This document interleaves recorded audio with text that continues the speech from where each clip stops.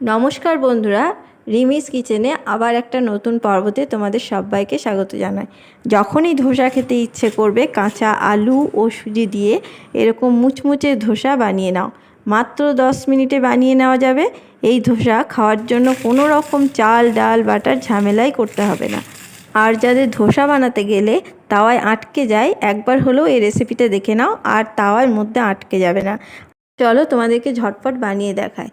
দেখো, এখানে আমি নিয়ে নিয়েছি একটা বড় সাইজের আলু আমি এখানে নিয়ে নিয়েছি, ছোট ছোট করে কুচি করে নিয়েছি।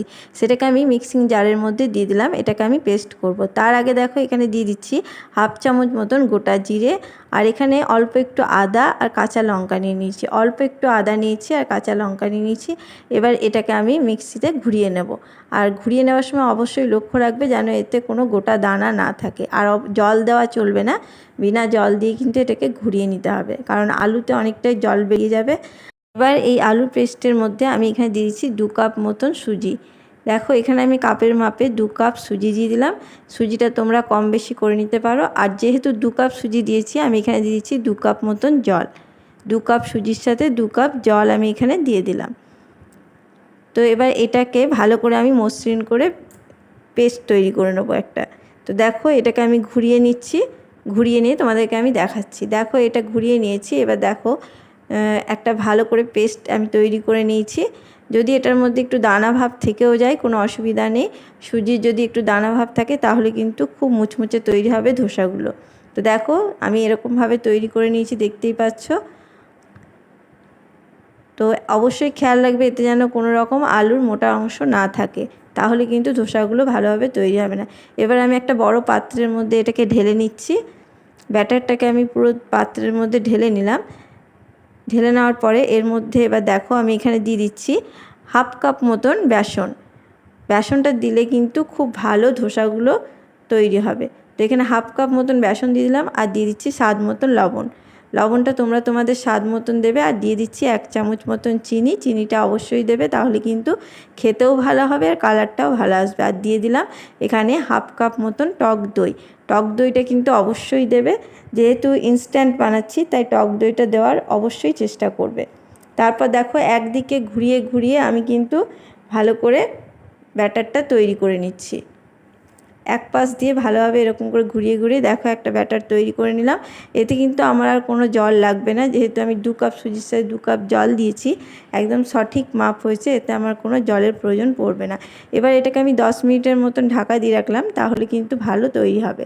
তো দেখো, 10 মিনিটের ঢাকা দেওয়ার পরে এখানে আমি চাটনিটা বানিয়ে নিচ্ছি। এখানে আমি বাদামের চাটনি বানাবো, তার জন্য বাদামগুলোকে ভালো করে ভেজে নিয়ে খোসা ছাড়িয়ে নিয়েছি। আর তার মধ্যে দিয়ে দিচ্ছি এখানে ভাজা ছোলা। বাদামের সাথে যদি ভাজা ছোলাটা দেওয়া হয় তাহলে কিন্তু চাটনিটা খুব ভালো হবে। আর এখানে দেখো, 1 টুকরো আদা আর 2টো কাঁচা লঙ্কাকে আমি দিয়ে দিলাম। ঝালটা অবশ্যই কমিয়ে বাড়িয়ে নিতে পারো। আর এখানে নিয়ে নিয়েছি স্বাদ মতন লবণ আর 1 চামচ মতন চিনি। আর দেখো, এখানে কিছুটা কারি পাতা নিয়ে নিয়েছি। আর এর মধ্যে দিয়ে দিচ্ছি এখানে হাফ কাপ মতন, হাফ কাপের থেকেও একটু কম নিয়ে নিচ্ছি টক দই। টক দইটা অবশ্যই দেবে, তাহলে কিন্তু খুব সুন্দর মসৃণ তৈরি হবে। আর দেখো, এখানে হাফ মতন নিয়ে নিয়েছি পাতি লেবু। সেই লেবুর রসটাকে আমি এখানে দিয়ে দিলাম। যদি তোমাদের কাছে পাতি লেবু না থাকে তাহলে অবশ্যই তেঁতুল কিন্তু দিতে পারো, কোনো অসুবিধা নেই। তো এবার আমি এটাকে একটা পেস্ট তৈরি করে নেব অল্প একটু জল দিয়ে। এটা একটা ঘন পেস্ট তৈরি করতে হবে, পাতলা করলে কিন্তু চাটনিটা খেতে ভালো লাগবে না। তো দেখো, আমার কিন্তু তৈরি হয়ে গেছে, দেখতে পাচ্ছ। আমি একদম পুরো মসৃণভাবে এটাকে ঘুরিয়ে নিয়েছি। চাটনিটা আমার এখানে তৈরি হয়ে গেছে, বাটির মধ্যে ঢেলে দিলাম। এরপর আমি একটা তড়কা দেব। তার জন্য দেখো, এখানে গরম তেলের মধ্যে আমি অল্প একটু গোটা সর্ষে দিয়ে দিলাম। আর গোটা সর্ষের মধ্যে এবার দিয়ে দিলাম একটা শুকনো লঙ্কাকে ফাটিয়ে নিয়ে, আর অল্প একটু কারি পাতা ভালো করে দিয়ে এবার খানিক চড়বড় করে ফুটে উঠলে আমি এটাকে খানিক নাড়িয়ে চাড়িয়ে এবার চাটনিটার মধ্যে ঢেলে দেবো। তো চাটনিটার মধ্যে ঢেলে দেওয়ার পরে আমি কিছুটা নেড়ে নেব ভালো করে। এই চাটনিটার মধ্যে তড়কাটা দেওয়ার পরে কিন্তু একদম চাটনির টেস্টটা দ্বিগুণভাবে বেড়ে যায়। তো দেখো, এরকম করে দিয়ে আমি ভালোভাবে এবার নাড়িয়ে চাড়িয়ে মিশিয়ে নিচ্ছি। চাটনিটা আমার পুরো রেডি হয়ে গেল। এই চাটনিটা খেতে কিন্তু অসম্ভব ভালো হয়। তো এই চাটনিটা রেখে দিচ্ছি। এবার দেখো, এদিকে আমার সুজিটা দেখতেই পাচ্ছ অনেকটাই ফুলে উঠেছে। এরপর এখানে আমি দেখো হাফ চামচ মতন দিয়ে দিচ্ছি খাবার সোডা বা বেকিং সোডা। এবার এটাকে ভালো করে আমি মিশিয়ে নেব। খাবার সোডা দেওয়ার সঙ্গে সঙ্গে কিন্তু এটা দেখো অনেকটাই হালকা হয়ে যাবে ব্যাটারটা। আর কতটা জালি তৈরি হবে দেখতেই পাচ্ছ, জালি তৈরি হয়ে গেছে। তো এই ইনস্ট্যান্ট এটাকে এবার বানিয়ে নিতে হবে। তো ব্যাটারটা আমার পুরো রেডি হয়ে গেছে। ব্যাটারটা কিন্তু খুব ঘনও হবে না, আবার খুব পাতলাও হবে না, এরকম ঘনত্বের তৈরি হবে। তো তোমাদের যদি একটু ঘন হয়ে যায়, ওর মধ্যে আরেকটু সামান্য জল দিয়ে এটাকে ঠিক করে নিতে পারো। আর এখানে তাওয়াটা খুব গরম করে নিতে হবে। খুব গরম করে নেওয়ার পরে অল্প একটু তেল দিয়ে নেবে। তেলটা দিয়ে ভালো করে ব্রাশ করে নিয়ে তেলটাকে কিন্তু আবার মুছে নিতে হবে। তেলটাকে ভালো করে মুছে নেবে, একদম পরিষ্কার করে, পুরো তেল যেন না থাকে সেটা মুছে নিয়ে তারপরে এই তেলটা মুছে নেওয়ার পরে এখানে অল্প একটু জলের ছিটে দিয়ে দিতে হবে, যাতে তাওয়াটা আবার একটু ঠান্ডা হয়ে যায়। তো জলের ছিটে দেওয়ার পরে আবার কিন্তু ভালোভাবে মুছে নিতে হবে। দেখো আমি যেভাবে দেখাচ্ছি ঠিক এইভাবে কিন্তু সমস্ত তাওয়াটা পরিষ্কার করে মুছে নিতে হবে। দেখো এর মধ্যে কিন্তু আর কোনো রকম তেলও লেগে নেই, কিছু লেগে নেই। এরকম অবস্থাতেই কিন্তু এবার ব্যাটারটা এক হাতা ব্যাটার নিয়ে ঢেলে দিয়ে এভাবে ঘুরিয়ে নিতে হবে। অবশ্যই কিন্তু তাওয়াটা ঠান্ডা থাকতে হবে। গরম অবস্থায় দিলে কিন্তু এরকমভাবে ঘোরাতেই পারবে না, তো উঠে চলে আসবে। তো একবার লক্ষ্য রাখবে যেন তাওয়াটা ঠান্ডা থাকে। দরকার পড়লে কিন্তু গ্যাসটা বন্ধও করে দিতে পারো। তো এইভাবে দেখো একটা ধারে ভালোভাবে ঘুরিয়ে ঘুরিয়ে ধোসাটাকে তৈরি করে নিতে হবে।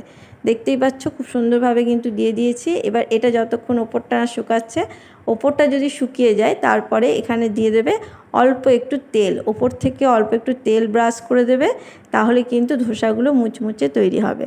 তো দেখো ওপর থেকে আমি একটু তেল ব্রাশ করে দিলাম। যখন কিন্তু ওপরটা শুকিয়ে যাবে তখনই কিন্তু এই তেলটা দেবে। তো দেওয়ার পরে এবার কিছুক্ষণ অপেক্ষা করবে।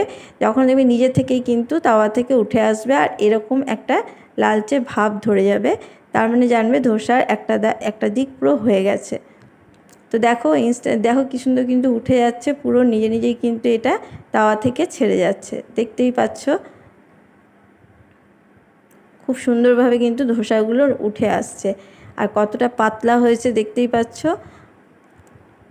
নিজে থেকেই উঠে যাচ্ছে।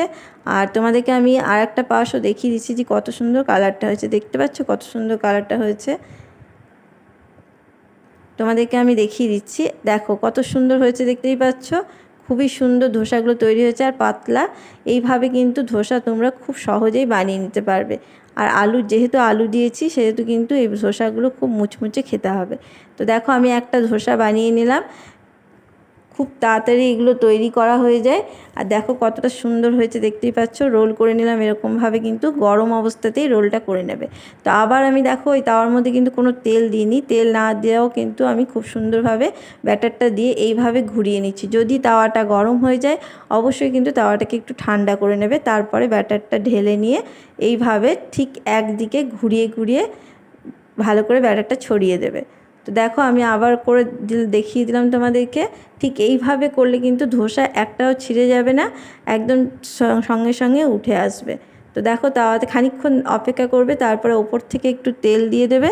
তেলটা ব্রাশ করার পরেই এটাকে রোল করে নিয়ে এটাকে দেখো এইভাবে এমনি করে রোল করে নেবে। নিজের থেকেই কিন্তু একদম তাওয়া থেকে উঠে চলে আসবে। দেখতে পাচ্ছ কত সুন্দর কিন্তু হয়ে গেছে, আওয়াজটা শুনেই বুঝতে পারবে। দেখো এইরকমভাবে কিন্তু তোমরা ধোসা বাড়িতে খুব সহজেই বানিয়ে নিতে পারবে। আর এই ধোসাগুলো কিন্তু খেতেও খুব মুচমুচে হয়। বাড়িতে অবশ্যই একবার বানিয়ে দেখো। এইভাবে আমি প্রত্যেকটা ধোসাকে আমি তৈরি করে নিয়েছি। দেখো কতটা সুন্দর হয়েছে, দেখতেই পাচ্ছ। তোমাদেরকে আমি দেখাচ্ছি, ভেঙেও দেখাচ্ছি যে কতটা মুচমুচে এটা তৈরি হয়েছে। এর সাথে চাটনিটাও আমি রেডি করে নিয়েছি, দেখতেই পাচ্ছ। তো দেখে নাও, আওয়াজটা শুনেই বুঝতে পারবে। দেখতেই পাচ্ছ খুব সুন্দর কিন্তু তৈরি হয়েছে, একদম মচমচে তৈরি হয়েছে। এরকম ধোসা কিন্তু তোমরা বাড়িতে খুব সহজে তৈরি করে নিতে পারবে, শুধুমাত্র কাঁচা আলু আর সুজি দিয়ে। যদি আমার রেসিপিটা ভালো লাগে অবশ্যই চ্যানেলটাকে সাবস্ক্রাইব করে দিও, পাশে থাকা বেল আইকনটি অবশ্যই প্রেস করে দিও। আবার কোনো নতুন রেসিপি নিয়ে হাজির হব। ধন্যবাদ।